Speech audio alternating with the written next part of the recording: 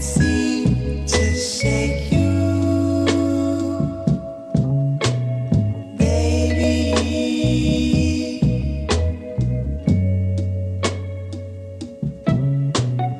I can't seem to shake you,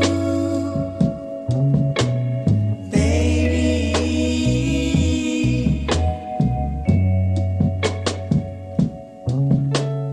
All I do is dream about you, baby. All I do is dream about you. Remember when you loved me? I loved you, and then you left me alone. You know I'd always come back home. We can't pretend that this is the end, baby. All I do is dream about you. I can't seem to shake you, baby.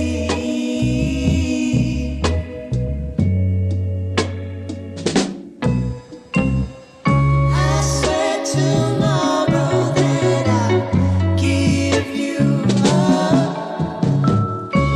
Save the sorrow for when we wake up. But for tonight it seems I'm tangled up in you, tangled up in you.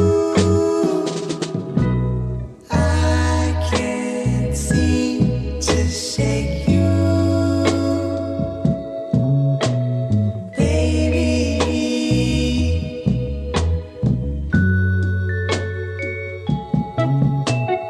I can't seem to shake you,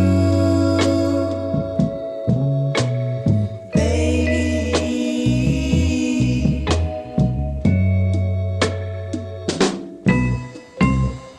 I swear tomorrow that I'll give you up, and I will save the sorrow for when we wake up.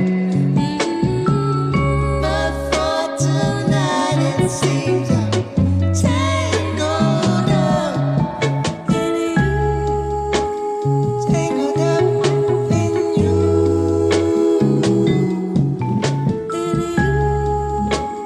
tangled up in you,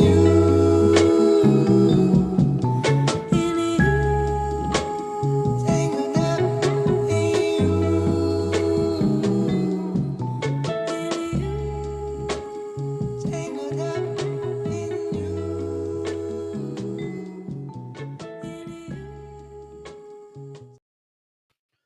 That's right. And we're back on Chicano Tube. I appreciate everyone that's already tuning in for the March Town Hall. This is probably my favorite show that I host on Chicano Tube. The reason is we get down to the nitty gritty and we talk about things that affect you and me and things that are going to affect the raza and all the community. I'm going to go ahead and bring all the guests on that we have at the moment right now. And then I'm going to make a short introduction over to each of the guests. And then we're just going to go ahead and get into it because it's going to be a good conversation. We're going to try to keep it to about an hour and a half. And so let me go ahead and just bring some the guests that are on right now. I appreciate everyone that's already tuning in to the town hall. Do me a favor, gente, just go ahead and hit that like button if you can. And so I appreciate everyone. Let me just go ahead and give an introduction to myself, what I am doing. Chicano Tube now is coming up on 2 years this June. Appreciate the 14K that have subscribed over there. And basically, I myself do some civic work in the community. I got 10 years going to the juvenile hall and to the camp here. I'm a gang prevention specialist on top of being a minister, on top of being a couple other things here on Chicano Tube. And I want to lay some groundwork down. This is going to be an open topic, open discussion, okay? I'm going to go ahead and direct the question over. And everyone right here inside the panel, you can go ahead and feel free to jump on in. And if you want to give an opposite perspective go ahead and give an opposite perspective. We're not raising hands. We're not doing none of that. We're just going to go ahead and interject and speak your voice. All of the panel right here have been selected because they are all influencers. Every single one of them right here. And so I appreciate everyone. Let me just go ahead and give some introductions now that mine is over. Over to Wayward Son. I appreciate Wayward Son, mi amigo from TikTok. Gracias for coming back. Second appearance. One of the most requested also as well, along with Rascal, the homie hangout. And then next to Wayward Son, we have Denise Aguilar. I appreciate you, amiga. Boots on the ground, grassroots advocate at the Capitol, at Sacramento, pushing laws. I appreciate Denise Aguilar. And of course, mi amiga that's right next to her, Laura, mi amiga Ananda Ser on IG. Gente, if you want to know how you can get a hold of any of the panelists that we have tonight, it's going to be in the description of the video after, but it's also on the thumbnail. So you can see their handles. We did that this time, okay? We're learning as we go. Mi amiga Laura, I appreciate you. And then right below me in the Hollywood squares or Chicano squares, whatever you want to call them, is Kiawi, mi hermano Kiawi. I appreciate you for joining me once again. Mi hermano Kiawi. Next to him, we have Southtown SD from San Diego. I'm just pointing to the Hollywood squares if I can. And then, of course, mi amiga next to her, Miss Patty Bonita Falls. Gracias for joining us again. Gracias, amiga, for accepting the invitation. And then next to her, we have Sammy, Simple Sammy. I appreciate you, amiga, for joining the town hall. Right below down there, we got a hustler, Chuck the Builder. He's just building buildings. He's putting his 2 cents inside of everything. I appreciate you for coming tonight. And then the second most requested to come back to the channel is the homie hangout, helping others move in. Excellent. Another man on YouTube that needs no introduction. I appreciate you guys. Again, this is what we're going to do. I'm going to go ahead and just direct over questions. These are trending topics. This is immigration, deportation, protest. This is something that affects you and me. If I direct it to someone, anyone that wants to interject, anyone that wants to rebut, anyone that wants to give an opposite perspective, feel free to interject and to come in. We're going to try our best to keep it to an hour and a half. So let's go ahead and start it off.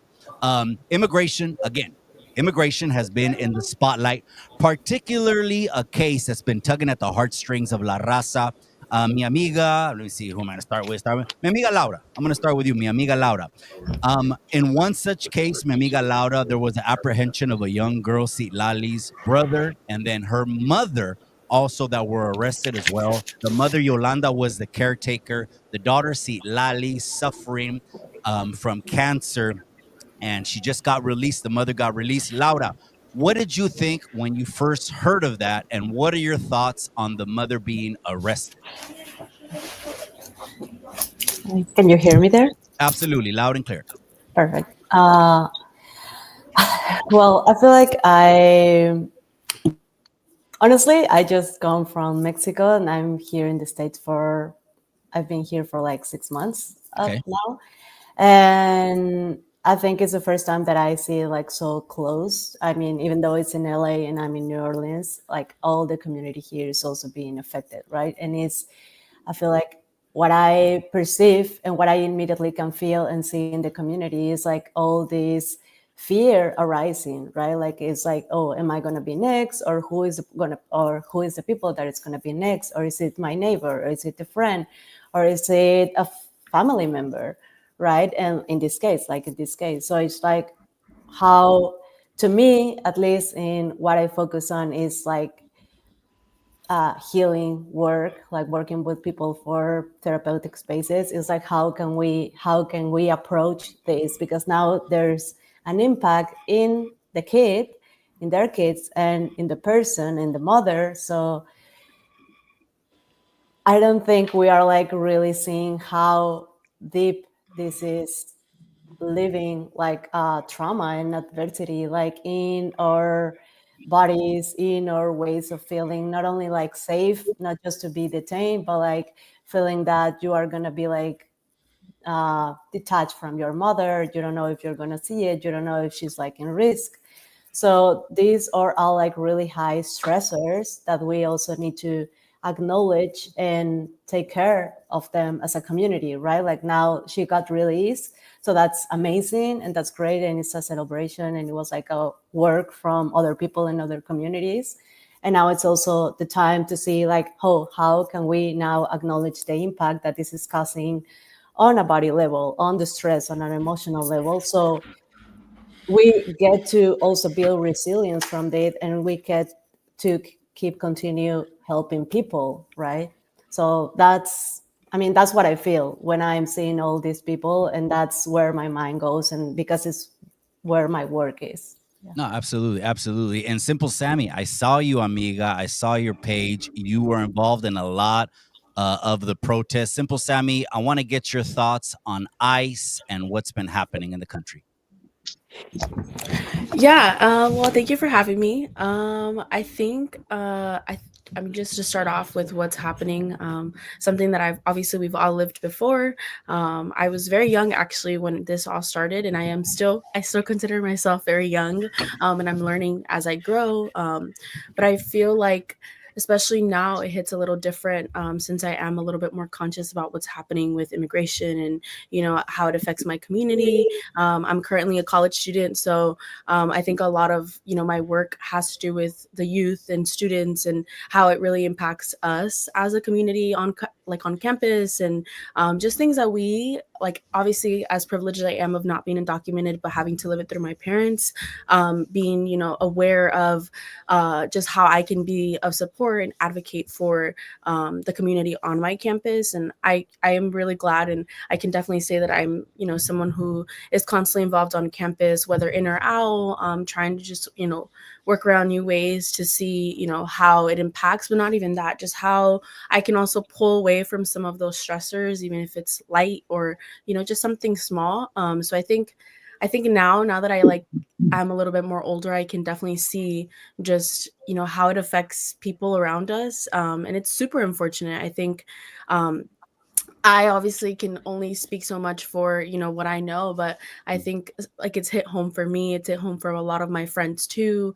I've had to encounter a lot of stories of my own, like students or even just youth, and their own battles, especially with either undocumented parents or being undocumented themselves. And I think it's a scary feeling now that, just again, I'm conscious a lot of like what's happening around my college campuses and other campuses, and even attending protests, and just hearing kind of everybody's story and trying to just, I guess, like comprehend what's happening, but also stay in touch with just part of my community, and also how I can advocate, especially with the role that I have.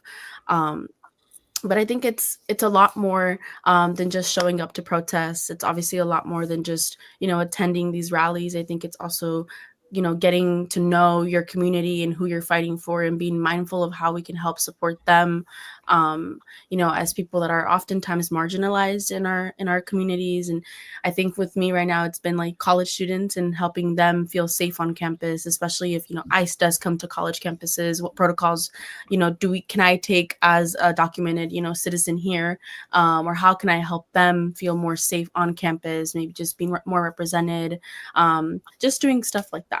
Gotcha. And what are your thoughts though on ICE?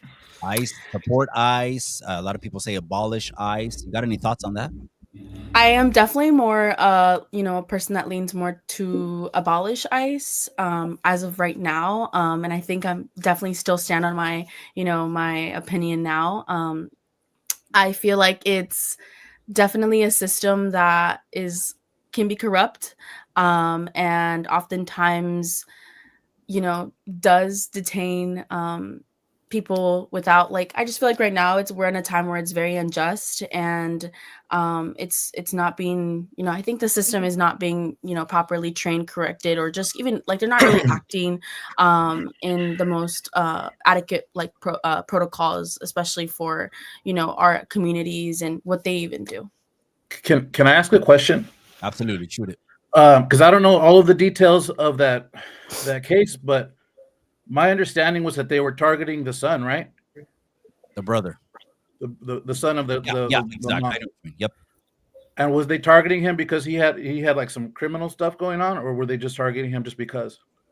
I believe he had a removal order, under my understanding, after he had served some time on a previous case, and then they went him. And to my understanding, they just started arresting other people. So it sounds to me like he brought heat on his mom's house and put his family in a tight spot. So That's what it's. Okay. So you're saying If you know that you have a removal order and you know your mom's illegal or undocumented, and you know that they want you, and you're there hanging out, and you know that this is going on. It sounds like he kind of brought that to his mom's house, and if you know you got heat on you, why would you bring it to your mom's house? I'm happy that she got out, because I don't want anybody who doesn't like I don't want any injustice necessarily, but it's like, how much of that is on us for they can, like, with the system with the prisons, and it seems like people are getting in the way of, there's criminals, right? Like, we want criminals out or no? If there's criminals that come in and they're doing criminal shit, do we want them running around our neighborhoods, or do we want them, if they're not from here, are we okay with them getting deported? I don't know. To me, it seems like we're defending a lot of criminals, and it's bringing heat on the wrong people. I just want to say this real quick. Go ahead. I just want to say this. Yeah, when you say criminals, it's a broad term, right? Like me, I don't have a problem with people that are like serial killers or just heinous crimes. I don't have a problem with them getting deported, but it's something petty, such as, I don't know, shoplifting or some bullshit. Like, I don't know.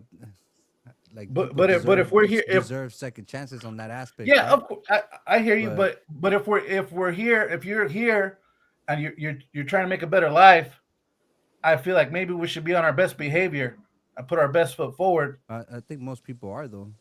Except for but there's thousands of people in the prisons right now, and there's a political blocking of, like, ICE could have went to the prison. ICE could have went to the prisons, and they could have just unloaded all these people from the prisons that are in a prison for a reason. They're not there just because, right?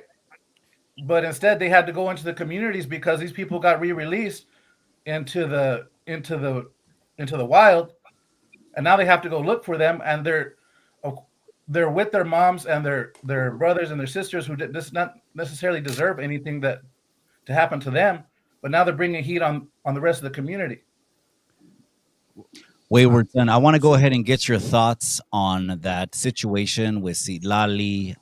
Do you think the arrest was unjust? Do you think people are getting targeted unfairly, in your opinion? I'm not sure if you're aware of the situation, Wayward Son. Yeah, I'm aware of it. And yeah, it is that, and it's unfortunate. But like he says, sometimes people get caught up because he did bring heat on that. But when he says criminals, here's the thing: those that we classify as illegal immigrants, and you can look up the numbers. It's a known fact that they commit less crimes than any other group in the United States, including white people, including African Americans, and Chicanos or Mexican Americans from this side. Those we classify as illegal aliens or illegals coming across as illegal immigrants, they commit far less crimes than any other group. But the ones that do, no, should they stay? That's fine. What you're saying, and like Quali said, I agree with that. People who are committing crimes, but here's the thing, and something that you and most people who speak on this issue ignore. They're not going to crack houses. They're not going to trap houses. They're not going to county jails. They're going to job sites. They're going to Home Depots. They're going to businesses. That's who they're rounding up. Well, they're going where they can find them. They're going where they can find them. I didn't speak over you. Can you let me finish? I'm sorry. My bad. Sorry. This is where they're going. They're not going to round up criminals. The only criminality that they even try to use to justify them rounding up these people is that they're here illegally or without documentation, and that's a civil offense. It's not a criminal offense. The only time it's a criminal offense if they commit a crime after they're here or in the process of coming over. But just being here without documentation, that is not a criminal offense. That's a civil offense. That's not criminal. Can I ask, why did they target her son? Why did he have a removal order And And I said that just like we said, because you're stuck on that. I agree with you on that. But the overwhelming majority of those that come here, and I said this earlier, and you can look up the statistic instead of talking on emotions and feelings. Look up the actual facts. They commit far less crimes than any other group in the entire United States, in any group. So let's like I just got through saying, which you'll keep coming back to this. But why are they going to businesses? Why are they going to Home Depots? Why are they going to job sites? Why aren't they going to crack houses? Why aren't they going to trap houses? Why aren't they going to county jails to round up those that came here illegally and they committed crimes or sitting there waiting to deport? Because they are. But why aren't they doing that? Why are they rounding up these people who came here just for a dream, who came here just to work hard? They're not rounding up criminals. They're rounding up these people whose only offense is being here undocumented. so it that Can I? that Go ahead, jump in. So it's an interesting conversation, and I appreciate you guys letting me join. So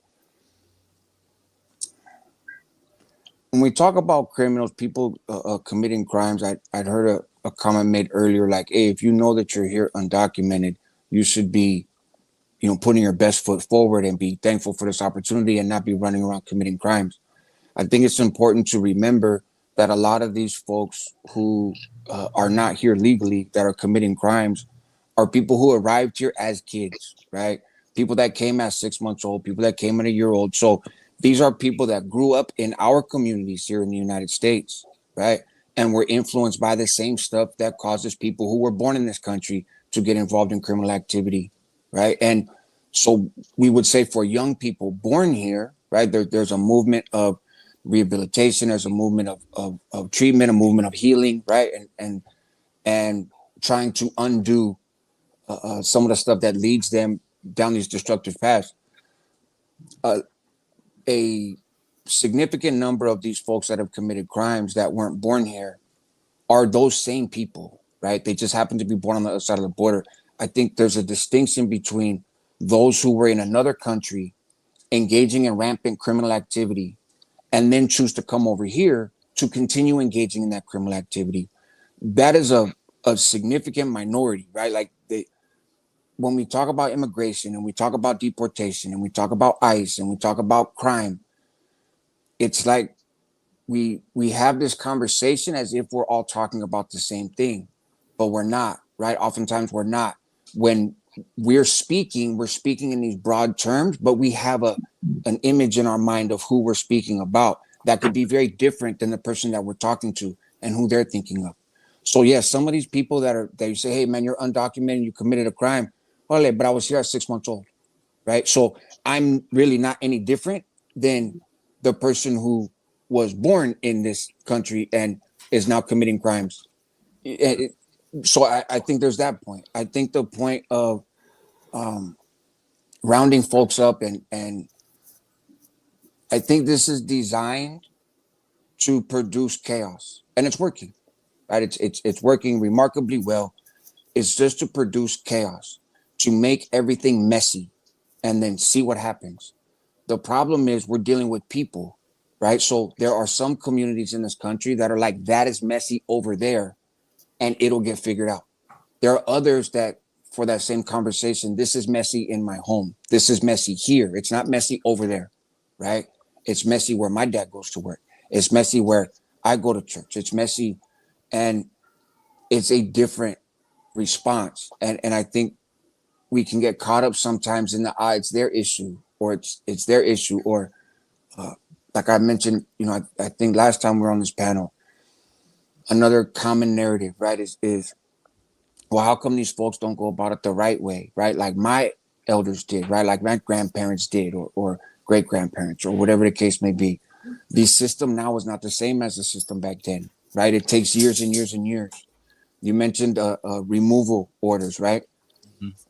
There are tens of thousands of people in this country with removal orders that don't even know that they have removal orders, right? They're not even aware. There's tons of people that went to the notary, right? The infamous notary, and paid their money to get their paperwork all lined up. And to the best of their knowledge, they're in the process of getting papers, right? As far as they know, they're doing it the right way. In reality, they're getting robbed blind. And I've worked on immigration cases where a lady had been ordered deported, 10 years prior to when they actually pick her up. She never knew, right? She never knew. So they pick her up, and because she had overstayed after having this deportation order or this removal order that she was never aware of to begin with, now it's a lifetime ban, right? Whereas if she would have known about that at the time and addressed it at the time, it wouldn't have been a lifetime ban. But there's consequences for how long you stay here after you're told to leave. But the problem is you're not told to your face to leave. Oftentimes you're told on a piece of paper that floats somewhere in the fucking country, and odds are you don't get it, right? Our immigration courts are radically understaffed. There's not nearly enough people to handle a fraction of what we have going on. And the government knows this. This isn't new. This is not a Republican thing or a Democrat thing or this administration or the last one. This has been like this for decades and decades and decades. So the community, the citizenry, right, gets riled up because the system is broken and there is a lot of stuff going on and there is a lot of fault. And there are some people here who, for the sake of our community and our country, should be sent back to where they came from, right? That number of people, I think, is, in my opinion, is a very small number compared to the number who are over here without papers. But I'm not going to argue that there's no such person that fits that description. It's just chaos, Holmes. It's chaos. And what is happening right now is not producing any real productive change. It's just rounding people up.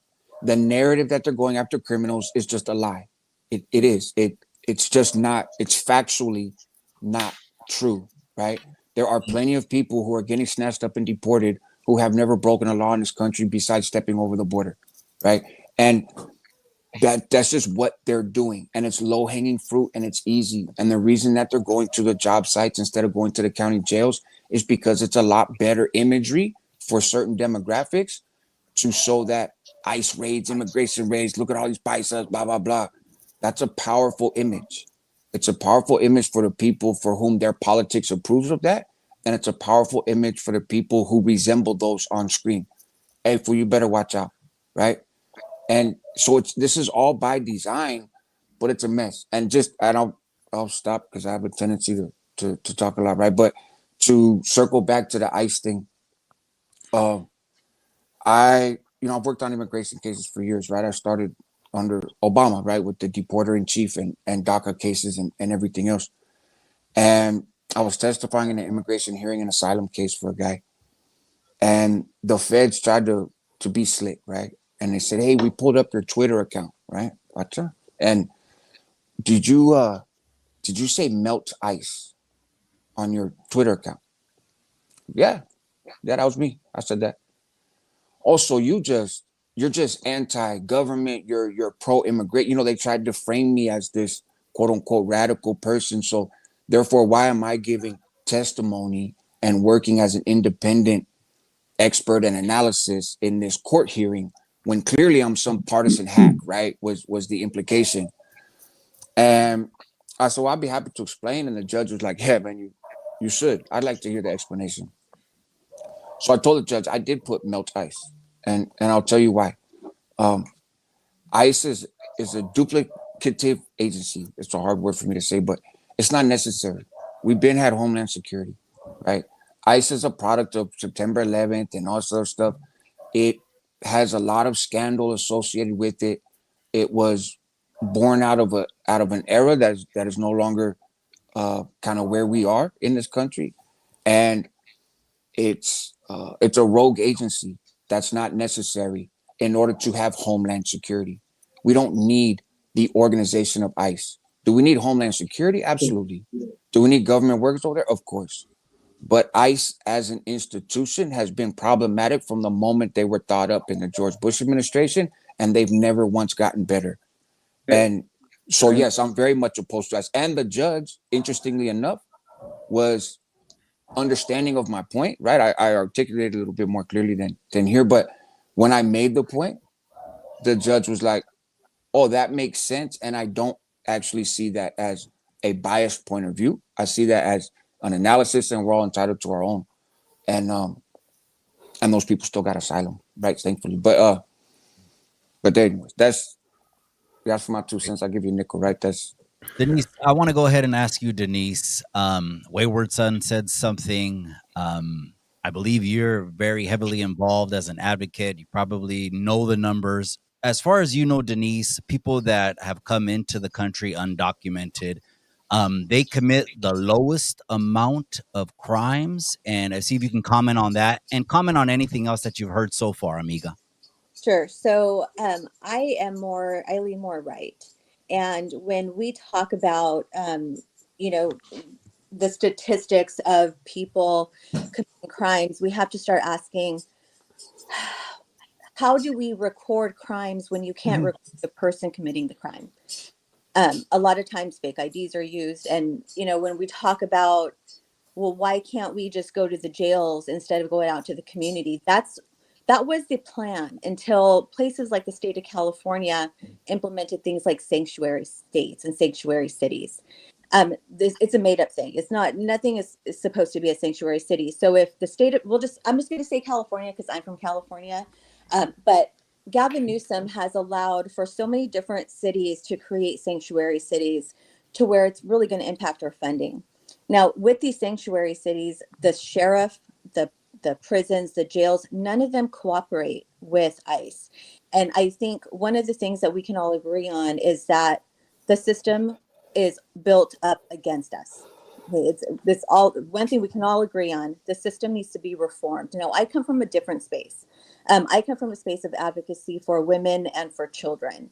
And when we talk about having a border, and I believe this happened under the Trump administration, so it's not a Democrat or Republican thing. The whole system has been set up to fail, and it needs to be abolished and recreated and rebuilt the same way that we need to do DCSF and CPS, all of these organizations that have a monetary investment in creating the chaos that we're seeing, right? In removing children from families. Now, one of the things that really, really angered me beyond is when at the border with these women, and it was a few years ago, these women were crossing and Border Patrol sent them to like a center to get, medical and all the things. Women were being forced into hysterectomies. Mm-hmm. And this is because there's no accountability. There's no transparency within our system. So it needs to be reformed. But I think, speaking as someone who does want border control, I'm not talking about the families, the kids and the moms and the dads who are coming here just to work and to build a life. My family came here, right? What we're talking about is the kinds of subsidies that are given to people in the last 4 years coming from places like Venezuela, where it's documented. Gang activity is documented. Anybody who tells you otherwise is not being straight up. We all know countries all over the world have gangs, hard ass gangs, right? So I think a lot of people, including Latinos, are very upset that so much of our tax dollars goes into supporting undocumented. And we're not talking about just a few $100s. We're talking about thousands and thousands of dollars for food, for housing, for cars, for motorcycles. All of these things add up. And when we have children and women and families who are sleeping on the street, and we have veterans who have no place to go when it comes to their medical care, their mental health care, we have an entire group of people who pay so much money into the system, yet they don't have access to the same services that an illegal immigrant would have, an undocumented immigrant. So in the state of California, legislation has been passed to allow for homeowner loans to go to undocumented immigrants. Meanwhile, my daughter will never be able to qualify for a loan the way that she's set up because she's middle class. So instead of advocating for open borders and saying, all government entities, you're all wrong, which a lot of times, like I said, the system is built up against us, all right? But instead of advocating for these open borders to where we have people from China and Iraq and in Afghanistan, military-age men who are coming across the border, and we're hearing awful stories about children who are being trafficked and sold and assaulted, we have to start addressing the elephant in the room, and that is our leadership at a federal and state level has failed us when it comes to immigration. We should be getting involved in policy and legislation to move pieces so that way it's easier, it's cheaper, it's a better way to come here for your family instead of putting everybody at risk because we don't know who's coming. Every country has immigration laws. And so saying, America shouldn't have one, it's unrealistic. I want to know that a rapist isn't coming across the border because they go to colleges. Look at what happened to these little girls. We have to start looking at this like an airplane crash, right? Like when we're crashing, you're told to give oxygen to yourself so that way you can help somebody else. But we here in California, especially, we're drowning. People can't get medical services. They can't get mental health services. They can't get housing. They can't get food. But our legislature is more worried about spending $25 million to help pro bono attorneys for people facing illegal immigration. And to the gentleman who was talking about bringing heat on their family, look, if I know I have a warrant, I'm not going to go to my mom's house. All right, I'm an ex-gang member. All right, I was on the streets for a very, very long time. And I knew that if I had something on me, if I had a warrant, if I knew cops were after me, the last place I'm going to go is to my family member's house who could be facing something that we're all seeing in real time. The responsibility falls on the people who are being deported, and they do commit crimes. We all commit crimes. But as someone who has committed crimes, I'd had to pay my dues. And now I'm done with all that. I got a question for every single one here. Like when we talk about immigration, who are we like specifically talking about? And because it's obviously it's multiracial immigrations. I personally, I don't really give a like.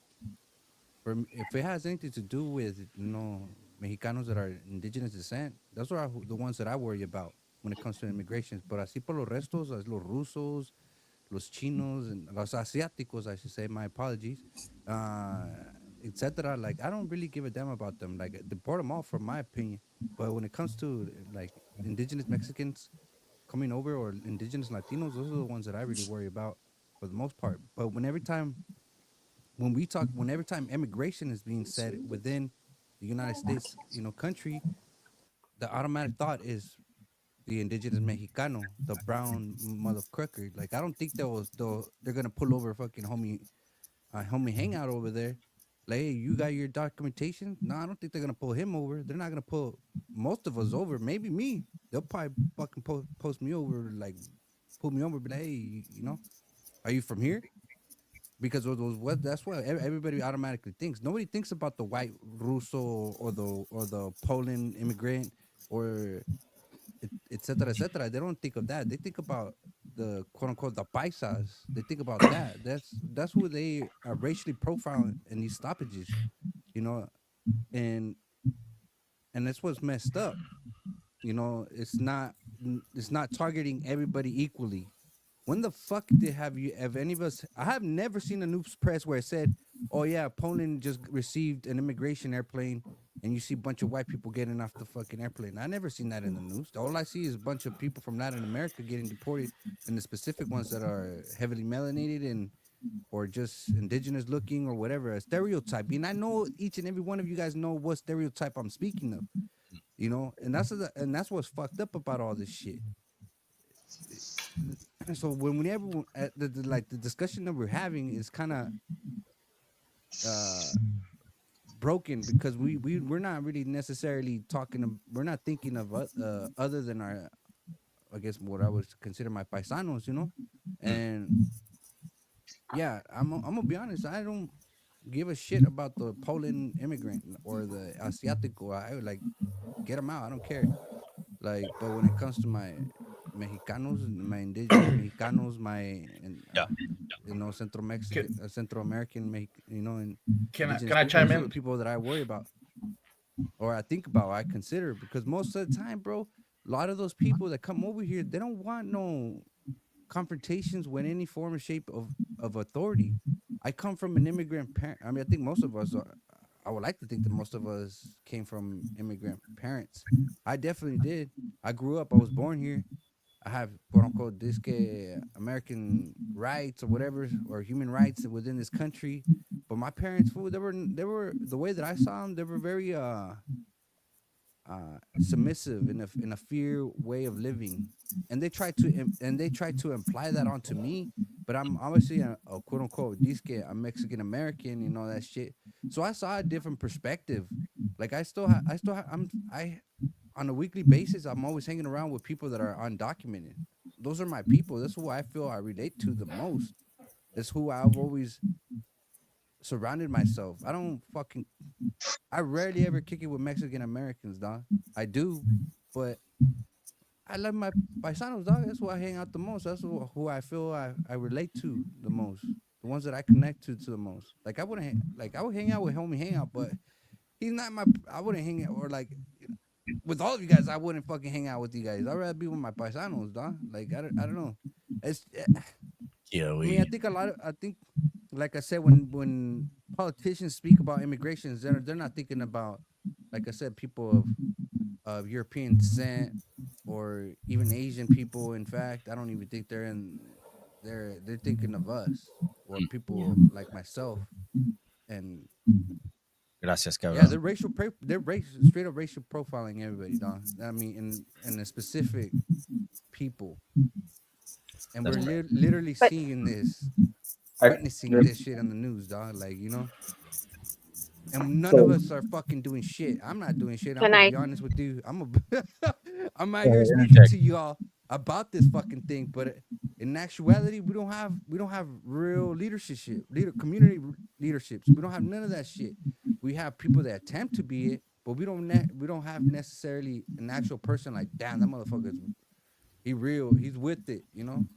Anyone want to And say anything? You know, I it's think like it's what's happening to us right now is really our fault. We stopped getting involved in politics. I am completely in debt to politics. Like I lived it and I've been breathing it for almost it's our fault that we've allowed these politicians to ask for our vote, beg for our vote, pander to our vote, and never actually have done or It's, delivered. it's about leaders, Doctor.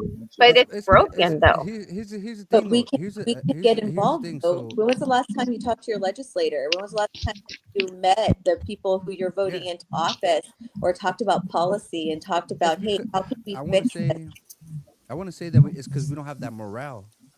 We see ourselves in the barrio. We're like, oh, you know, I just want to live my life lo más mejor que yo pueda con Great. lo poquito, Come lo on, I Do Whose you poquito mind if? mucho que responsibility is tengo. that? Whose Do you mind? responsibility is That's our that? mentality, dog. A lot of our This is us Mexican though. You know what I mean? Like Mexican community. look, from the age of 12 all the way up to 30, I was a gangster, or I was in the streets of Stockton. I did not get involved in politics. I didn't care about politics. I knew nothing about Iguanas. politics until there was a law that impacted me. And now we have a responsibility to ourselves. Instead of waiting for a politician to save us or waiting for someone from the community to lead us into it, we need to take responsibility for our own and say, okay, I'm going to step up for my kids or my mom or my family, and I'm going to start getting involved and learning about this stuff. Because look, it is incredible. As someone who's worked in politics and I've seen some really shady things happen, they do the most egregious things behind our back.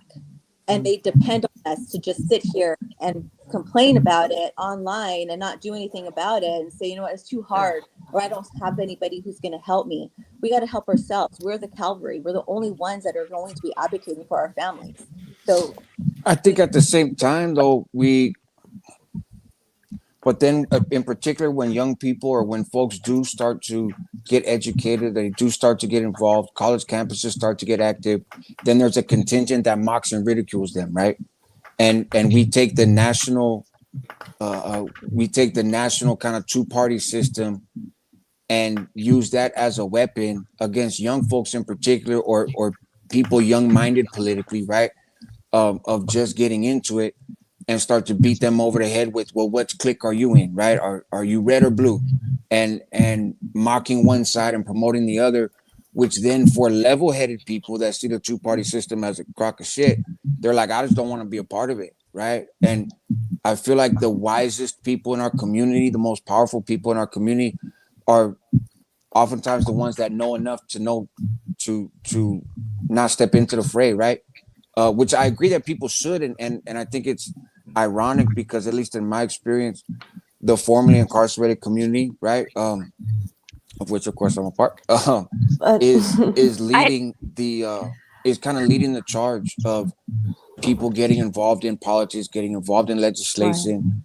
You know, I live in, you know, in Sacramento now, right? I just moved back. But the only time I've been to the Capitol is just with a whole bunch of convicts in there, and we're meeting with legislators and we're advocating for things, and we're doing stuff. So there is a movement, right? There's the college movement, there's the kind of criminal justice movement. There's a lot of overlap in those two movements, which is amazing. But this immigration conversation, I agree, it's two different conversations, right? It's a conversation about the brown experience in the United States, and it's a conversation about immigration. Because immigration, there's a whole lot of people that don't have the papers to be here, right? From all over the world, right? And but that's not what's being talked about on TV, right? I agree that it's one demographic really that is being discussed. So if and the immigration thing is just it's a vehicle, right? But I think it's a vehicle to attack a community of people and to create instability, and it's creating a polarizing space where Exactly. people have a lot more in common than they have different, and this issue is becoming, I think, overly divisive in communities, right? And again, it's keeping people out. You know, it's keeping people out of the conversation and out of the process. And when they try to get involved, then they get mocked on whatever news station is of the different political view as them, right? If they're conservative, then all the liberal news stations is, oh, look, all these coconuts and brown people for Trump and this and that. How could you possibly like? And then on the other side, oh, look at all these anti-Americans. They want to be in Mexico so bad. Go to Mexico. You hate this country. You're not a patriot. Like, when that is not true for 99% of people, right? I don't think 99% of people do not want just nobody on the border and open borders and everybody just run back and forth. Like, these are talking points that then we pick at to argue with because they're extreme. Like, oh man, that just sounds crazy. I want to talk about that. Okay, but no, very few people actually think that crazy thing, and it goes both ways. And I don't know. That's the But reality of what's that's going a on problem, with though. them, right? Like, we If have to if be realistic about what's going on at the border. And yeah, like, we have to talk about how it impacts our communities. But the real issues happening at the border isn't really Latinos, but what the media does is that they love to use Latinos to manipulate other people and to pull on the heartstrings, because everybody knows how we feel about Latinos and deportation and immigration. But there is a real issue happening, not just with money being allocated to people who don't pay into the system, but there's a dangerous thing happening at the border. You know, like I said earlier, I work in legislation and policy that really impacts children, and the impact that happens when children are getting crossed over and they go into DCSF. Yeah. And while our federal government decided to lower the bar and not fingerprint sponsors who are taking these children in from the border, and they lose all these kids. That's what we're talking. That's what I'm talking about. Yeah. A border. I'm talking about that. I'm not, like I said, I'm not talking about the family who's working on the farms. I'm talking about there is a lot of money within illegal immigration, and there's a lot of money in the transfer of and bringing like monetization into DCSF to say, okay, you're going to get $5,000 per child that you take in, and then not actually track those children and fingerprint the sponsors. That's the problem I'm talking about, and that impacts everybody, not just Latinos, but it impacts everybody. True. but one of the biggest problems. Go ahead, Pati. Go Can ahead. you hear me? Absolutely. One of the biggest problems is that, I mean, I'd have to agree with Denise. She makes a lot of very solid points. But what the biggest problem that we have within our own community is that we don't stop and listen to each other and learn from each other, right? Most people don't know that immigration reform is a thing that so many people on both sides of the political spectrum are working on. But they wouldn't know, because many people don't stop bickering.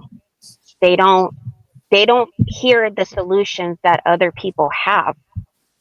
And that's where we hurt each other, right? Again, with the right and the left garbage, we're more alike than we're not, you know. And to piggyback on, I'm sorry, I forgot what your name is, with the red bike. I think they like to put Mexicans on front and center in the media so that we can argue amongst ourselves. Because if you read other articles, you'll see that other countries, people from other nationalities are also getting deported. But the media also creates situations for us to divide our own community. And that's where we have to start learning how to pay attention to what we choose to listen to. Pati, Because we go ahead. together. Pati, I wanted to ask you one thing in regards to the protest. I saw your Instagram page, and I wanted to ask you, what did you feel? What do you feel when you see people burning the American flag in this country when it comes to the protest? Oh, it bothers me. It bothers me. I'm first generation American. I am very proud of my heritage, but I am very proud to be an American.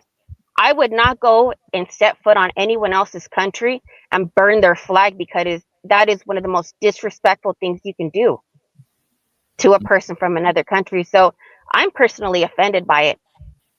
And it's very sad in my opinion that people cheer that on because the only thing that watching those images caused is for people to have arguments that were completely unnecessary. It's the rage baiting that people do by doing that. So it infuriates me and it's insulting to a lot of people, even to people that aren't born in the United States, because it's a disrespect to the country that you're in. Does I anyone seen have a an video optical of view that on that? young of those So young let men. me talk to I you don't know. real I'm quick. assuming they're On which Mexican part there, Americans, Mikey? but What's up, Mikey? with the way that I see it, like we don't. I'm not a fan for it, but I'm also trying to figure out why would a young person do that? Man, how do we know that that individual that lit the flag on fire possibly had some family members deported already, and he or she might have felt some type of way of towards the country, and now it was being recorded, and he or she's displaying her frustration towards United States because Mm, most of us sometimes, I mean, I'm 36. I'm gonna be 36 years old, and I have a poor look United States. Though I do feel proudness to be an American, and etc. There's things that I love about this country, and the opportunities that some of us take advantage of, and sometimes some of us just somos pendejos and we just let it be. But we can't, como te diría, we can't just let that one thing impact the community. As a whole, because I don't know, dog. It's I get difficult to talk about because I know that our community, a lot of us have wishful thinking of unity in amongst our community, but we don't have that fucking community. We don't have that But it's community. possible. It is possible. I don't think so because I think we all It have is. different. We definitely all have different experiences, and we have our different perspectives. Some of us have financial priorities. Some of us have family priorities. Some of us have religious priorities. Some of us have, we all have our thing, which is beautiful to have our differences because we are a people of more than one thing. You know what I mean? We're not just gangbangers. We're not just uh, etc. We're many of many things, and then it's the reason why we are divided because that's just the way that it is, the circumstances. But I think for the most part, we do have to educate ourselves within our own community about one another and how we should treat one another since we are all categorized to be the same. I don't think so, but we are categorized to be the same. And yeah, I think a lot of the times some of us hold on to old traditions, which is cool, but sometimes there's other things that need to be dropped, like mm, just so All for our community to grow, within the United States. And we also have to understand that the white politicians or people of power are not going to allow another ethnic group uprise or even be 10 times better than themselves than that minority of people of power within this country. They're not going to want to allow, I guess, quote unquote, foreigners to their eyes, which is ironic. But like I said, I don't see myself. I don't know. ¿Cómo te diría? If we're talking about who has done the most heinous acts in this country historically, Mm. what ethnic or racial group has done the most crimes? You know, no I one don't said know that pendejo. Fool. It's statistic. been white people, dog. You know, Mm. it's been white people. If we were gonna do deportation, then why not fucking deport them back to Europe or wherever the fuck they came from? But nah, we can't do that because why? They're in power, right? We can't have that same mentality because they're in power, and it sounds kind of ridiculous for somebody to at the bottom of the, I guess, so to say, the pyramid of power in this country. Mhm. It sounds dumb to be like, oh, how are we gonna deport the people that fucking started this country? Da da da da da. Like I thought we were all equally equal. What does it matter, you know? I don't Mm. know, dog. I think a lot of the times, like I said, we all have different views of the world, and we all contribute, small or big. You know, That's right, cabrón. yeah, Gracias, you know, cabrón. there's so That's many things. Southtown There's SD. so I know many you're trying things. to get in there. There's so many Yeah, things out bro. there that is just like Hola, homies, statistically, bro. you know, coming from California, being the country, the state, the state that is has a lot of population and has a lot of gang infestation. I think if these güeritos or these white politicians, give a fuck about our community, they probably would have done gang preventions, invest in gang preventions, children activities, things that raises and strengthens communities. But they don't do that. I've I said just this want to to say, Chicano too last time. I've said this to Chicano too last time, and there was like, there's 15 million of quote unquote Mexican Americans within California.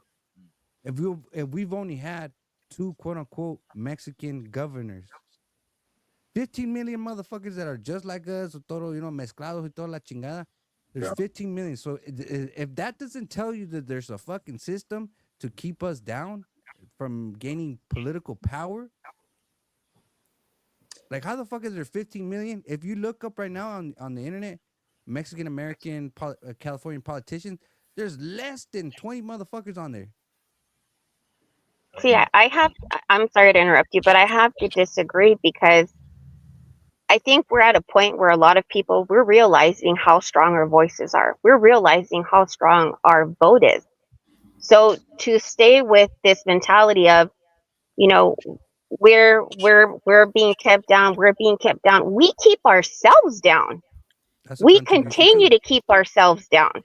We need of to be course. uplifting ourselves. You know, pretty much this panel is full of activists, right? People do things in a variety of ways to help our community and the surrounding communities. So, what makes you think that by all of us collectively working together, we can't make ourselves rise? I mean, in the I next didn't say that we elections, our can't, but vote I'm is going to, saying that we have a lot of work to do within ourselves. but it's the way you say it. And I mean, I'm not trying to be disrespectful, but a lot of us, we have the mentality of no one is going to keep us down. You're no longer going to control our votes. And that's why we're as passionate as we are. The mentality of it's the white man this, it's the white man that. Fuck that. I don't believe in that shit. I'm as good as the person next to me, and so is each and every person up on this panel. We all contribute. So do the people around us. So maybe I just can't relate with keeping us in a particular way that is below anybody else because as far as I'm concerned, we're equal to every single person that is next to us. And politically, we can become stronger if we choose to work with each other instead of just arguing and bickering over things.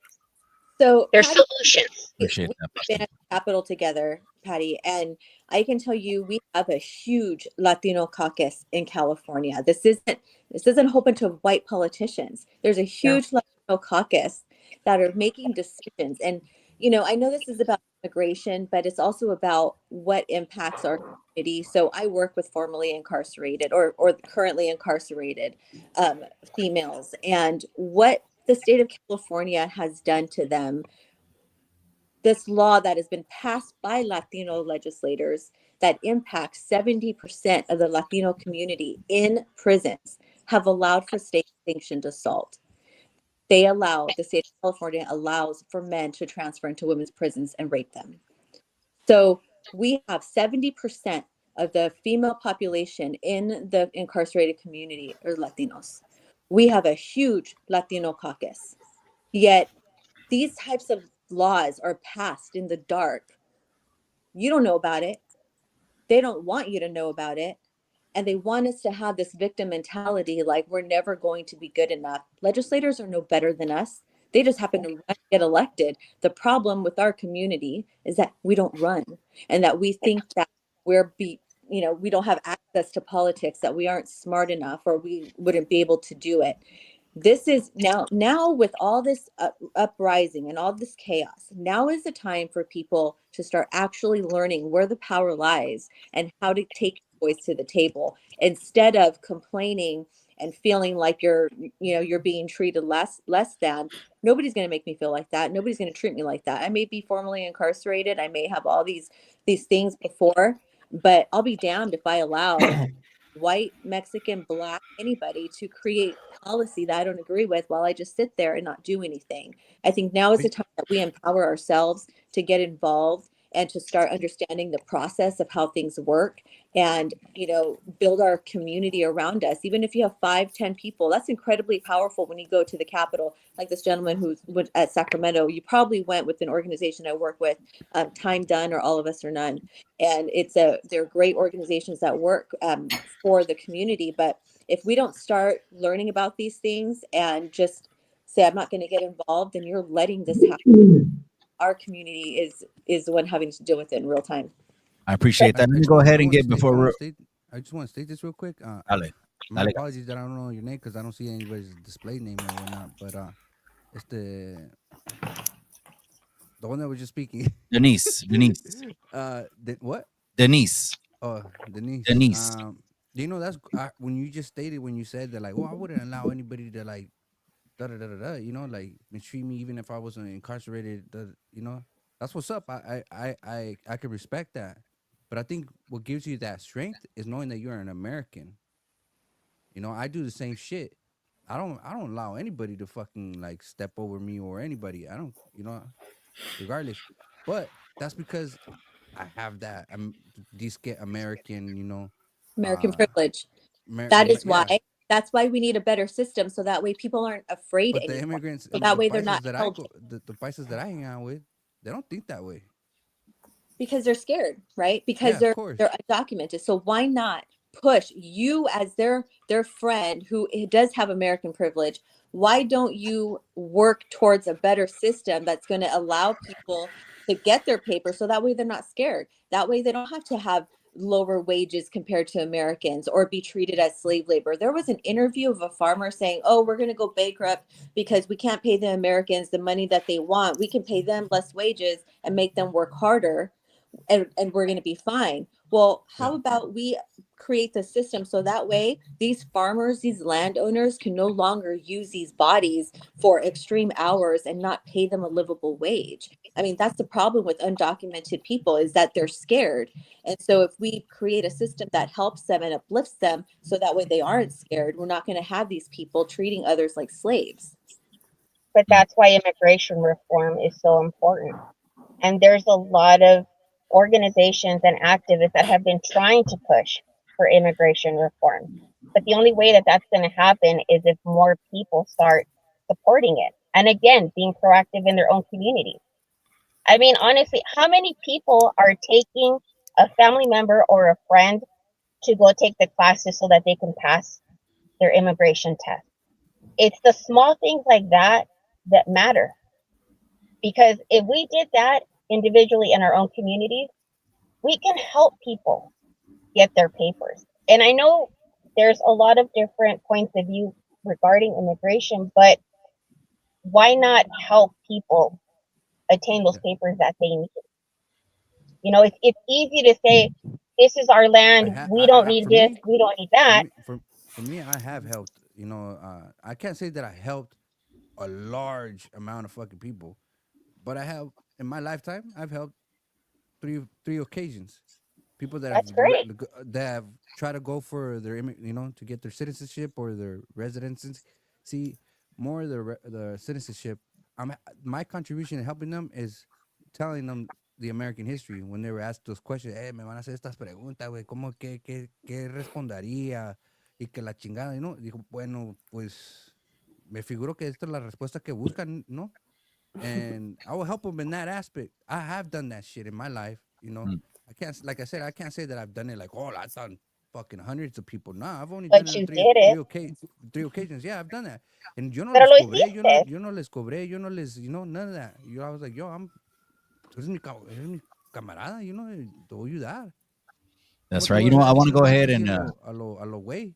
didn't want to cut you off. I want to go ahead and give Southtown SD. I want to give you the floor before we go ahead and change topics. Go ahead. Güey también no ha hablado para nada. So I've been trying to tap in, bro, pero no te quiero, you know. Yeah, let me interject real quick, bro.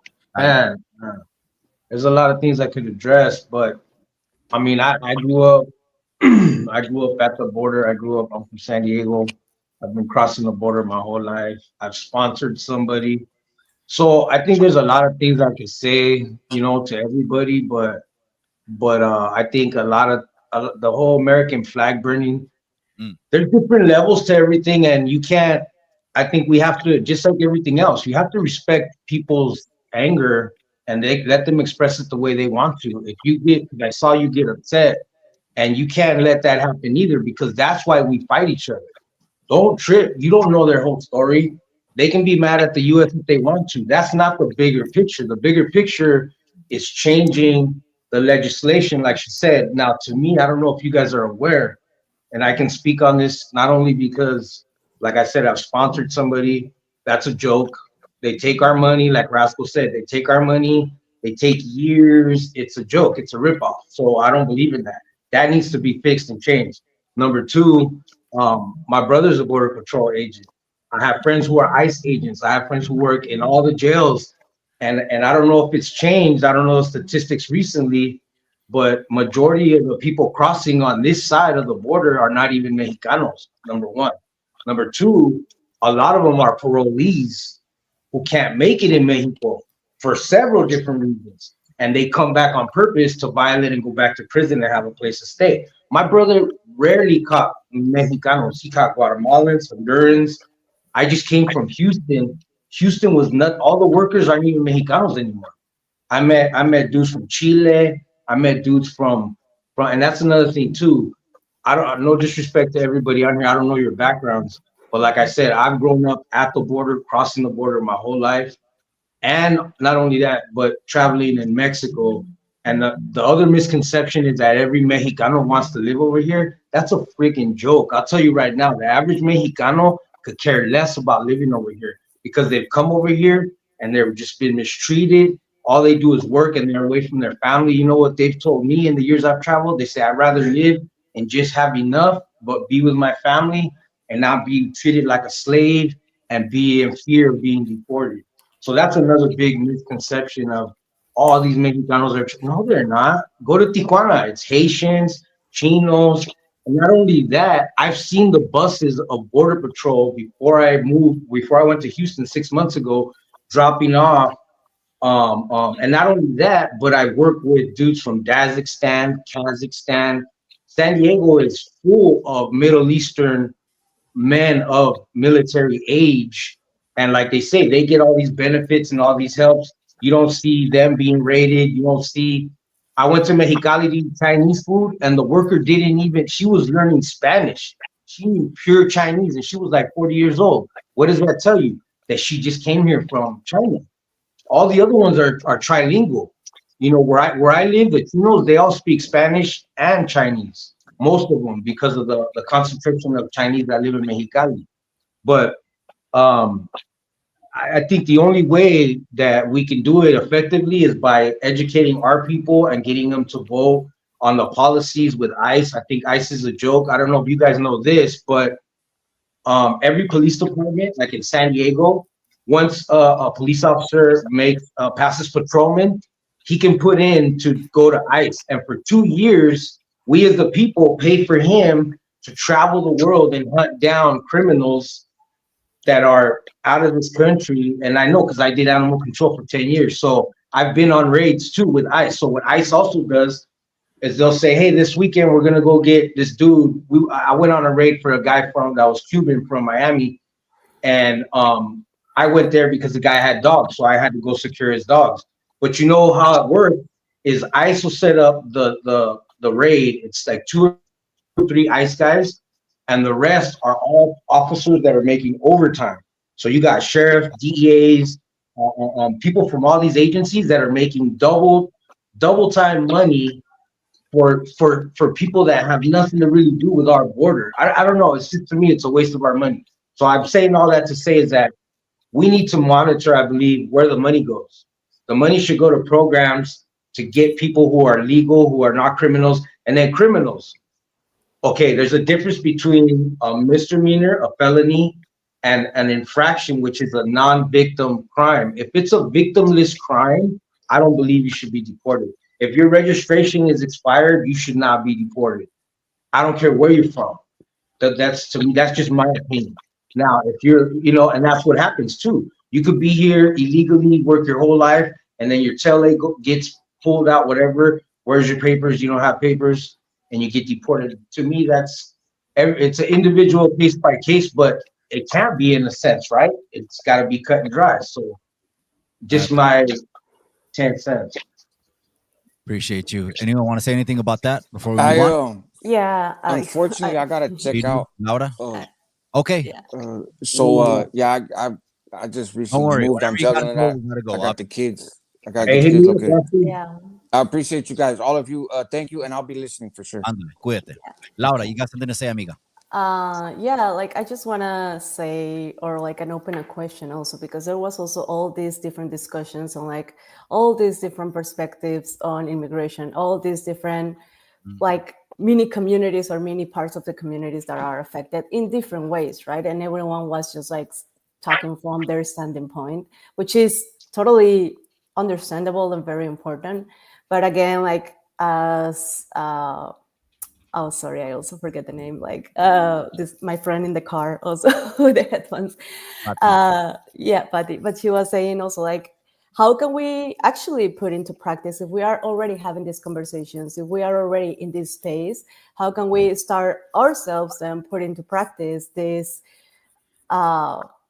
practice by itself of trying to meet each other where we are, trying to see what are our differences, what are the things that we can contribute to our communities, how can we extend the ways that each one of us is already contributing to the other communities that might be contributed in other way.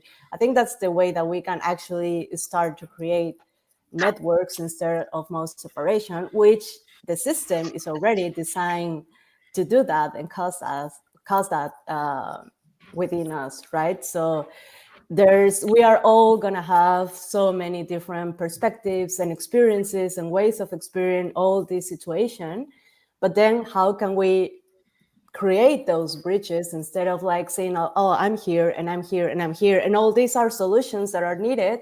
How can then we start to connecting them, right? So I just want to bring that question, because if we are already here, then this is also part of maybe like the conversation that we can start having and start to move things also forward and start creating like ideas or plans towards those things. Because I believe that, yes, like politics is really important and that is within the system, but the system is already broken and the system is already damaged. So if we are reaching into that level, how can we also do it in the immediate level in our one-to-one, with our communities, with our neighbors, with our families, with us, like just looking at ourselves, like in the screen, right? Like there was a moment when each one was just like almost like talking in a different language and like not meeting each other. So how can we start actually do this and start to do like something, like use that also, these opportunities for that? Yeah. No, absolutely. Yeah, we try to do that here on Chicano Tube with this town hall meeting. The first thing, one of the biggest things that we accomplish here is everyone's voice gets to be heard. A lot of people don't want to come and sit at the table and voice their voice. They're so mad on red politics, blue politics, and they rather focus on throwing mud instead of sitting at the table and let's talk about these solutions. Switching gears, Wayward Son. I wanted to ask you recently, there was, I know that you worked with missing and murdered indigenous women. I wanted to ask you about the story of the child. Her name was Emily Pike. I'm not sure if you're familiar with the situation. They found the child unalived and dismembered. And a lot of people are saying she's not getting a lot of attention because she's indigenous. Wayward Son. Can I get your thoughts on that? No, you're absolutely right, and it's because she's indigenous. There's stories. There was a story just a couple of days ago on what was it, Good Morning America, where they was talking about somebody that was unalive, but it wasn't an indigenous person, and that's just not the conversation they want to have, because we're never going to be in the position to where we have that type of coverage. That's just not going to happen. We can do it here on social media. We can, have these conversations here, but it doesn't get across to other people. And when it does start to get across to other people, people look at it from their perspective and they're thinking, well, that has nothing to do with me. That's not my people. That has, that's something else entirely. And we have to keep those conversations going. I mean, there's rallies, there's people bringing awareness, there's things that are going on. I'll be here in Albuquerque, New Mexico on Cinco de Mayo, May 5th, for an MMIW prayer walk. And when we do things like that, it's something that brings together the community. But not only that, it opens up the discussion, because if we're doing something off on the side of the road, nobody cares. They're not paying attention to that. They're going their direction, they're headed to wherever they're going, and they're not giving us a second glance. So we need to keep having these type of conversations, whether it's here, whether it's on some other platform, whether it's YouTube or whatever. These conversations need to be had so that they can reach a broader audience. But I find that so many people, it's more of, especially like in the case of Emily, it's more of a self promotion. People are doing it because it's something that's to be done. It's trending. The red hand on the face. Just like if you think back a few months ago, everybody was braiding their hair for Cole. How many people are continuing to do that right now? How many people are doing that right now? No one. Why? Because it's no longer trending. And that's the thing, that people are only interested as far as how many likes or how many followers they get from putting out that type of content. They're not in it for the cause. They're in it for the views. They're in it for the followers. And that's a two-edged sword, because yes, at least it's bringing the conversation further out into the open, but they're taking away from it more than they're adding to it. But it's discussions that need to be had. So So you're saying if yeah. she had blonde hair and blue eyes, she'd be all over the news. Absolutely. And that's without a doubt. You can just go by case by case by case by case, where how many people have, come across your screen, either on Good Morning America or, all these other shows where they're out there just putting it out there. Somebody was lost, somebody was unalive, somebody in a foreign country, this happened to this person or that person, and you look through them and they are always blonde hair, blue eyed. But when something happens to one of our people, it doesn't make the news because it isn't news to them. So it's, these conversations need to be had, and we need to get, um, that's why protests and stuff like that help in a way, because they bring about, we're fixing to have a protest here in Dallas, Texas. And this is on March the 30th, and it's a mega march. And the one that happened in 2016, there was around 500,000 people. This is sponsored by LULAC. Um, the very last one, there was only about, I think, like 6,000, which is more, it's pretty good, but it's not what it was, because people just don't participate in the way that they need to for it to reach a bigger audience. Because if it's just me and you having a conversation here, on this, and there's not very many people watching, well, that's one thing. If I'm having a conversation with the homeboy sitting on the front porch, that's not going to reach anybody. So we need to have these type of conversations on these type of platforms to reach that bigger audience, to bring more attention to it. At least get the conversation going. I appreciate that. Can I? Hey, I thought I was gonna come in here and dale gas. I thought I was gonna disagree with everybody.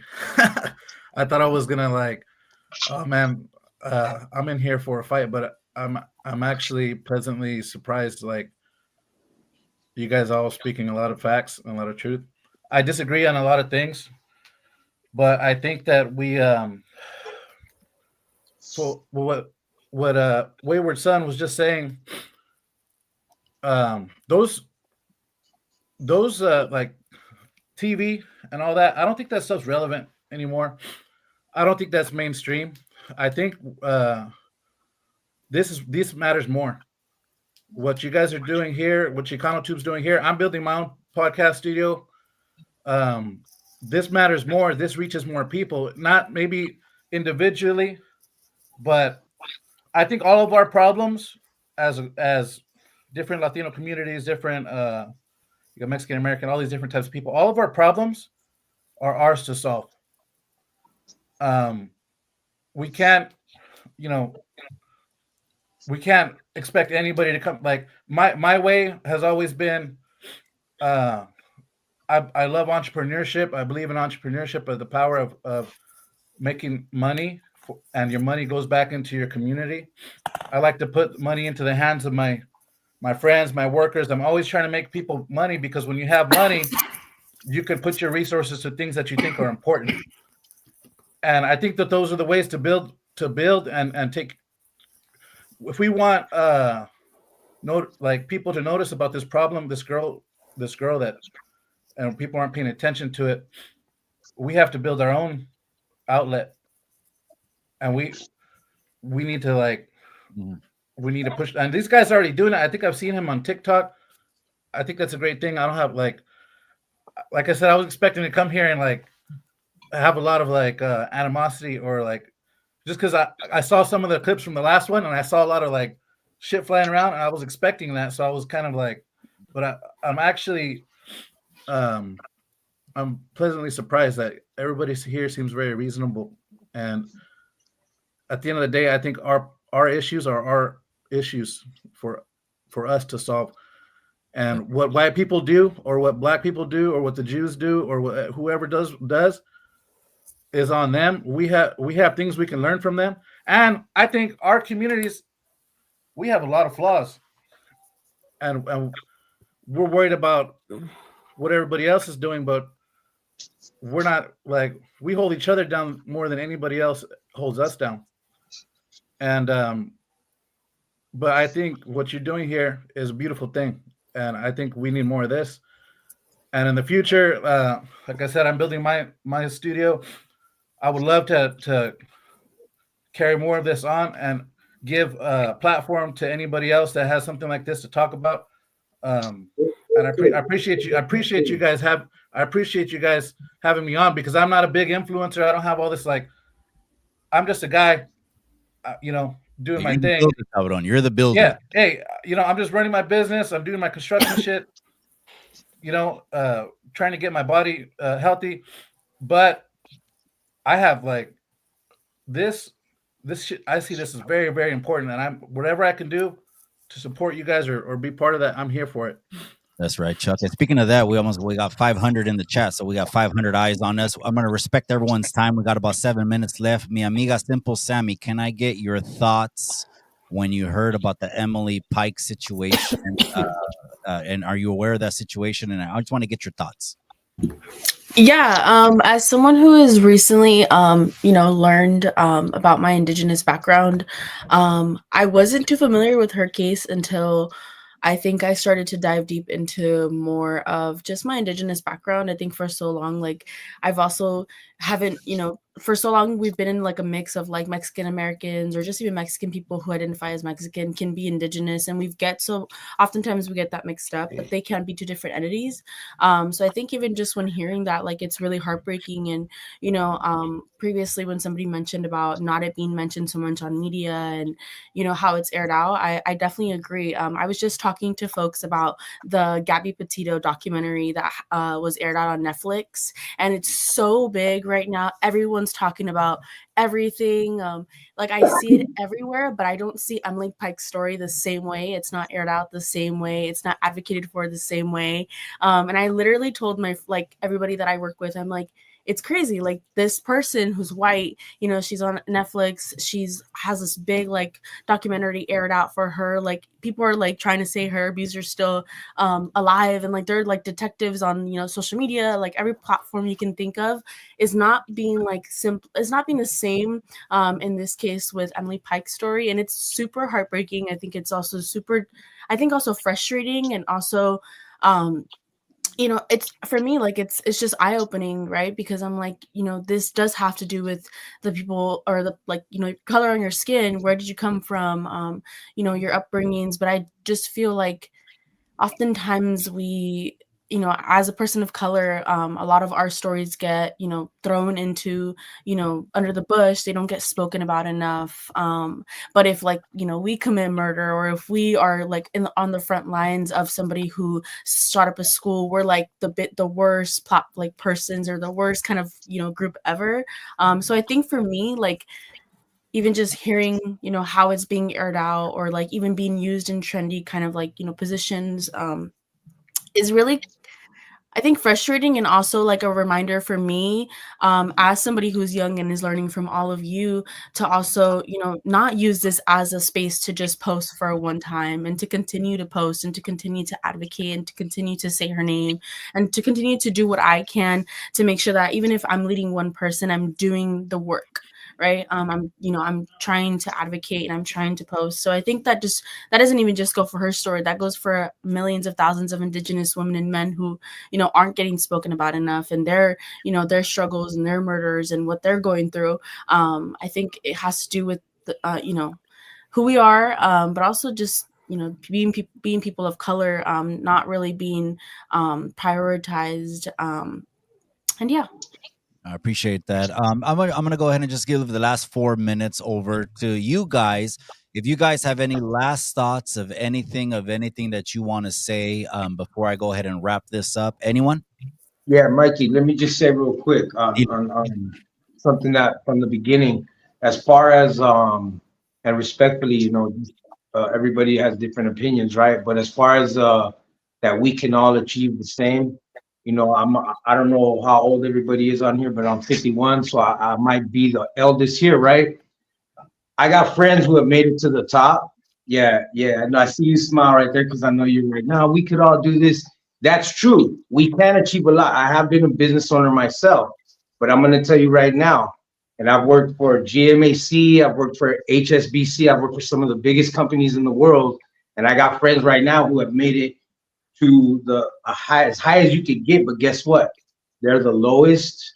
They get mistreated, and they've all told me the same thing, bro.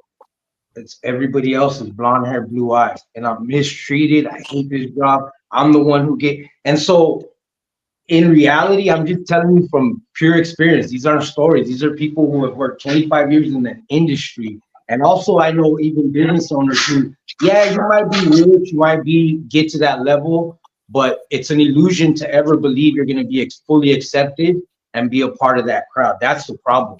We need to understand that although we're Americans, Chicano, whatever you want to call yourselves, where you come from is what matters. And that's how you stick with your people, regardless if you were born here or not. You stick with your people. That's how things in the raw world, just like, not to bring it up, but in prison, that's how it works, right? Who do you go with? Your gente. There's no other way. Then that's the way it should be, you know? So anyway, just my 2 cents. I know we're low on time. Last thoughts, last words, anyone? So thank you for having this. I think it's important to have everybody's voice to the table. Even if we think we don't agree, I think we found that we can all find common ground. And having these conversations is how we change the narrative. You know, and as far as, you know, social media and the media, I honestly feel like mainstream media is dead. Social media and us reporting on things and creating our own communities and learning on how to be effective, that's how we're going to make changes in the trajectory of our, not just of our state, but our nation. One of the things that we do is we train you on how to be, my organization trains people on how to be effective in politics, how to build relationships, how to talk to legislators, how to even get involved. So I would love to see, you know, any of your viewers who would like to learn how to do that. We're going to be having town halls and showing people how to be effective. And for the last commenter, I think once we start getting into the mentality of those people and our people, that's why we continue to stay divisive and continue to divide ourselves amongst everybody. My people are you guys. You know, my people are my brothers and sisters who want better, who want a better life, who want everyone to be safe and to be protected. So I don't identify with, I got to stick with my people. I left that gang life a long time ago. My people are my There's brothers. nothing to do with- I'm not even mentioning gangs. I'm talking about humans. I'm talking about people as a human race. That's Not even as right. That's you, my you do we took me a whole different direction. on your side, my people on my side. I don't mess with No, that's not what I said at all. the way it is. But you know, when we start accepting everybody, regardless of, How you many know, times did you I, mention you're a gang member? What does that have to do with the current situation? Nobody even needs to know that you came from the not being street. divisive is That's when we the problem right stand there. You're my still people. living in the So past. that's where I stand. You know, my That's a people are testimony, not a testimony. Americans instead of looking at the color of our skin, because the way we kill race. Testimony, not a testimony. That has nothing to do with the current event. You were from a gang. Who cares? well Well, the, I the didn't come up here and say I was from a hood. That has nothing to do with that. victimized gang mentality of those people are there, my people are here, I only take care of mine. That's the way it is. That's the mentality that has gotten us into a place that's so divisive that we can't Darling, like that's not even what I said. your skin is. I don't care what color eyes you have. I care about if you're not a shitty ass person. The truth And is, though, that you're only going to get so far. That's the reality. that is the reality of it. I live in reality every single day. I work with people from all kinds of backgrounds, skin So color. do I. It doesn't matter. What matters is that you actually want to do something better for humanity and leave something better for your children than what we received. I appreciate your last words. I agree. Last words. Anyone have last words? Mi amiga I Laura. just Yeah, I okay. just You wanna. could go. I go just very quickly, also to say that I'm thankful to be here, also to listen to each one of you and all your different backgrounds. I like what I do has a lot to do with healing, but not just healing the traditional way of like feeling better or like healing from trauma, but also to build resources to actually start to create different ways to relate to yourself, to other people, to whatever is happening in the world. So to me, this was really interesting, nourishing. And I just also, again, want to say that if any one of you think that this might be something that you find useful, that can be as a support for your communities, like that's where I would like also to connect and contribute, because I think that's actually the way, like, right? Like what is this is happening, right? Is within our bodies, within ourselves, lives all our emotions, our past experiences, our identities, how we feel towards a situation that is happening. And if we can like have the resources to meet ourselves and to each other and accept our different realities, and even with that differences, and maybe not getting to a middle ground point, but still finding a way to connect in a different way and build from there, I think that's gonna like really build resilience and a lot of collective resilience and growth. So I just want to say that, and I'm really thankful Appreciate to be that. here. Yeah. Thank you. Mi amiga Simple Sam, you got final words, amiga? Yeah, I just wanted to say that representation matters a lot. So, just even being in the space, I'm super grateful for because I can't say I think I'm the youngest. I am only 21, so I think learning from all of you has definitely been eye opening. And not only that, but it pays tribute to people that I am currently, representing, which is our youth community. It's super important to also lead by example and by what I'm learning and what I'm hearing and how I can advocate because the next generations are seeing all of this and they are speaking on all of this and they are going to they're going to kind of ramble up things and they're going to speak and they're going to advocate in their own ways. So I think even just starting something that creates like something else is really, really powerful as well. So I think even just being here just obviously like even just recenters me to the work that I'm continuing to do in and out of college, even throughout like my high school experience. So again, I'm super grateful. And like, if you guys have any resources for, me to share on college campuses or the community that I'm currently, helping, I definitely would appreciate, it. So, yeah. Awesome. Mi amiga Patti, any last words? I wanted to say thank you to all of you for being able to be on here and just talk. A lot of the times I notice when people don't agree with politics, they don't stop and listen. So I just wanted to say thank you for that, because I think if people can watch conversations like this take place on social media, then perhaps when they're out in a protest or at some meeting, some city meeting of some sort, they can see for themselves that people with different points of view can't just stop listening to each other and have a conversation to be able to learn from one another. Um, and I really hope that moving forward, a lot of us can make change together. So thank you for having me on your platform. Absolutely, Pati. Chuck the Builder, last words. Just thank you again. I appreciate you guys, everybody here. One quick thing about what homie said about, like, you stick to your race no matter what, which I can get behind to an extent. But I don't want to live like I'm in prison.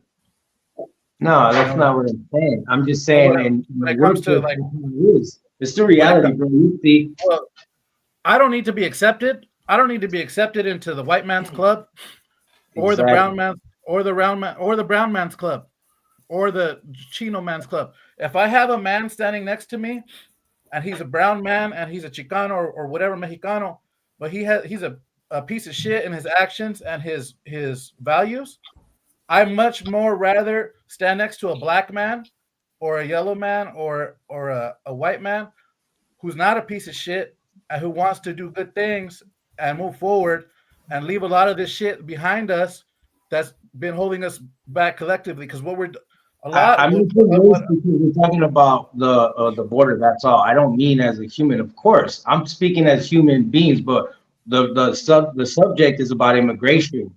That's what I'm saying. And the only thing I'm saying is that when you guys said about making it to the top, we can make it as high as we want. But just don't be disillusioned that we're gonna be the number one or whatever. There's always gonna be people above us, and we're always. And again, it doesn't matter. It doesn't mean we stop. It means that we keep fighting. But it's the truth. Even if you go to Mexico, if you see on the news, it's blonde hair, blue eyed. If you're dark skinned, you're the criminal. You're not, there's a whole other thing we can go on that. But I'm saying, I just want to say real quick, real fast. The sister on top that was speaking about our strengths. I think if we all use our strengths, combine them together, and what we already do, work together, because we can bicker and talk back about what we believe on other things, but that's not going to get us nowhere. I think if we all are working where we know and work in that, and then work together and say, hey, I'm going to do this in my community. This is what I did, and report back. I think that's one of the things that we can do, Appreciate but sticking to the race, I have friends from all nationalities, bro. I'm from San Diego. It's a military town. I got my best friend that just passed away is black. I've lived with black people, with Asian people. I'm not racist in any way, shape, or form. And like I said, gangs and prison have nothing to do with it. I gave the example because what do come on, don't come at me like that either, bro. What do we say? YouTube yarda, and everybody watches the prison videos. Don't tell me you don't. That's why I gave that. I'm not really. That's why I gave that analogy. I'm not saying I'm trying to live in prison. I've never been to prison myself. So I'm not even speaking like that, bro.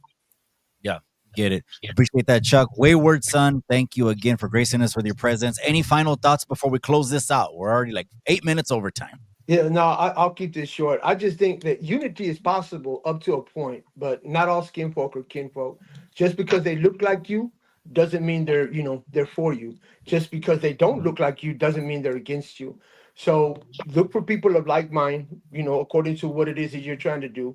Gather them up, lay that cornerstone, and build a foundation. And just continue from there. Thank you, everyone, to all the panelists that are here. Miss Denise, Laura, Sammy, Bati, my amigo Chuck, Wayward Son, Southtown SD, and don't forget about Kiawi and Homie Hangout that were here as long. You guys, the March Town Hall is done. We were going to go ahead and announce the April one, and I'm going to ask again the people who you want to see to come back on the Town Hall. Everyone that's on the panel and Kiawi and Homie Hangout, thank you guys again. Have a blessed evening. Thank you for voicing your voice.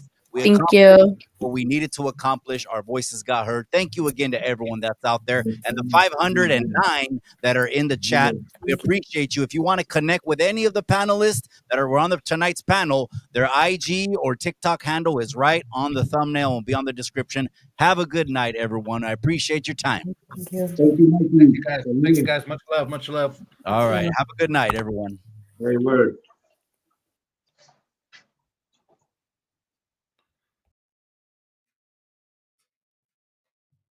All right, I'm going to go ahead and wrap it up with these final thoughts. What a pinchy town hall right there. We talked about a lot of things. We talked about the Lali situation. And if you didn't know the update, the mother got home. One question I forgot to ask all the panelists is it fair? Does it show that the United States has a fair immigration system? Because Lali's mom came home. Lali's mom is undocumented. Yet the United States let her out in the United States. Does that show any kind of fairness for the United States immigration system? There was a lot we talked about. We talked about Emily Pike. We talked about the protest. But again, people, we achieved what we wanted to achieve tonight, which is all of our voices got heard. And again, everybody came and had a seat at the table. Chicano Tube is a platform that is unbiased, and every perspective is going to be heard here until the casket pinchy drops. Gente, I'm out. I'll see you at the April Town Hall, but stay tuned in because we'll be back in Chicano Tube Studios for the Friday night edition. There's a whole lot to talk about, man. I'm out. Thank you guys again for your time. The March Town Hall is in the books, but remember what I always say from the bottom of my heart. Remember what I always say. Thank you again for your time. And in the end, all you got is the memories.